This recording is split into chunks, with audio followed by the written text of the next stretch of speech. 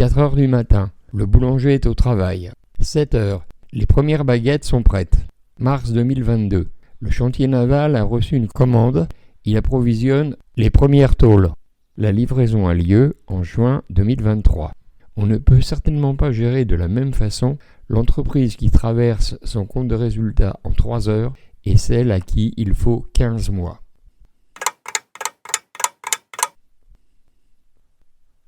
Mais on a une solution, on fait des découpages dans le bilan. Pour estimer si on dispose de temps ou pas, on va créer 3 zones dans nos bilans simplifiés et retraités. D'abord, isoler tout ce qui dure des années. Ici, on a des financements longs de 380 000 € pour payer 230 000. Par différence, on dit qu'on dispose de financements longs de 150 000, appelés fonds de roulement. Ensuite, les éléments qui sont utilisés ou payés en quelques semaines. On a toujours besoin de notre argent qui est chez les clients, dans les stocks, etc. En attendant, on utilise les délais de paiement possibles.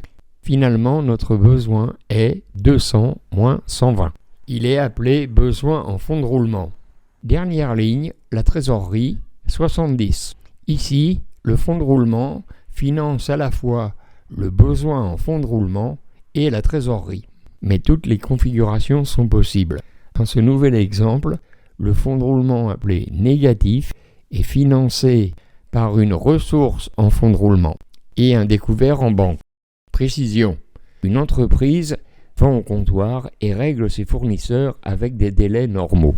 Elle peut constater une ressource en fonds de roulement, ok. Une autre entreprise accumule les dettes de charges courantes.